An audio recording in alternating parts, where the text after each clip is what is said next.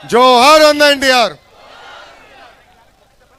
వేదిక మీద ఉన్న పెద్దలు, నేనెప్పుడు నా మెంటర్గా భావిస్తున్న గౌరవ కేంద్ర మంత్రి కుమారస్వామి గారికి, అదేవిధంగా వేదిక మీద ఉన్న ఇతర పెద్దలు మహారథులందరికీ నా హృదయపూర్వక నమస్కారాలు. ఈరోజు నేను ఇక్కడికి ఎందుకు వచ్చానంటే మీ రుణం తీర్చుకోవడానికి వచ్చాను.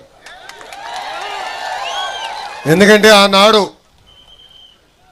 ఆంధ్ర రాష్ట్ర గౌరవ ముఖ్యమంత్రి శ్రీ నారా చంద్రబాబు నాయుడు గారి పైన దొంగ కేసు పెట్టి 58 రోజులు జైల్లో బంధిస్తే సింధనూరు నుంచి రాయచూరు వరకు పెద్ద ఎత్తున బయటకు వచ్చి మీరు మాకు అండగా నిలబడ్డారు, మమ్మల్ని మీరు నడిపించారు.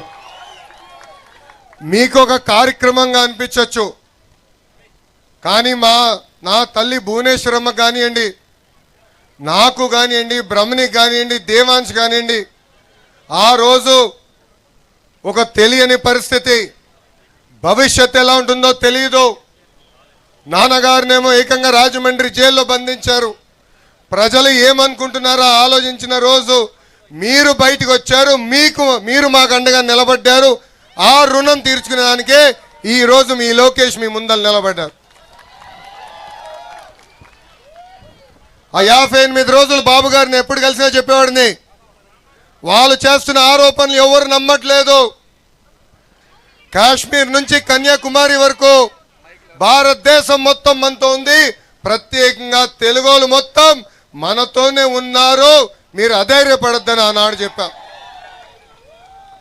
కేసులు పెట్టినా ఇబ్బంది పెట్టినా అనుకున్న దానికోసం మనం అహర్నిశలు పోరాడతాం. విశ్వవిఖ్యాత నడ సార్వభౌమ స్వర్గీయ శ్రీ నందమూరి తారక రామారావు గారు ఏ ముహూర్తంలో పార్టీ స్థాపించారో తెలియదు, కానీ ఆయన పునాది ఎవరు కదిలించలేరు. 1984 నుంచి వలసలుగా మీరు ఇక్కడికి వచ్చారు. పుట్టింది ఆంధ్ర రాష్ట్రం అయినా కర్ణాటక మన సొంతంగా భావించేవారు.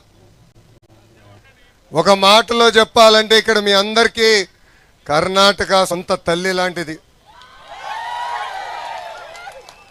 అద్భుతంగా చూసుకున్నారు. మన నినాదం ఒకటే, తెలుగోలు ఎక్కడున్నా చల్లగా హాయిగా ఉండాలి, వాళ్ళకి అండగా నిలబడుతుంది ఆ పసుపు జెండా తెలుగుదేశం పార్టీ. ఇక్కడ మీ అందరు తెలుసు, దేవేగౌడ గారి దగ్గర నుంచి కుమారస్వామి వరకు మా కుటుంబానికి వాళ్ళ కుటుంబానికి ఎంత అనుబంధం ఉందో. ఆనాడు యునైటెడ్ ఫ్రంట్ గౌరవ ముఖ్యమంత్రి చంద్రబాబు నాయుడు గారు ఉంటే భారతదేశ ప్రధానమంత్రిగా దేవేగౌడ గారు ఆనాడు ఉన్నారు. కరెక్ట్గా 30 సంవత్సరాల తర్వాత కుమారస్వామి గారు పక్కన నుంచిన అదృష్టం నాకు ఈరోజు కలిగింది. ఇక్కడ ఉన్న ఆంధ్రులందరూ ఒక విషయం గుర్తుపెట్టుకోండి, ఆనాడు విశాఖ ఉక్కు ఆంధ్రుల హక్కు అని పోరాడాం. విశాఖపట్నానికి స్టీల్ ప్లాంట్ తీసుకొచ్చాం. గత పాలకుల వల్ల విశాఖ ఉక్కు అనేక ఇబ్బందులు పడింది, మూతపడే పరిస్థితి వచ్చింది. కానీ నేనుండా మీకు అండగా నిలబడతానని చెప్పిన ఏకైక వ్యక్తి గౌరవనీయులు కుమారస్వామి గారు.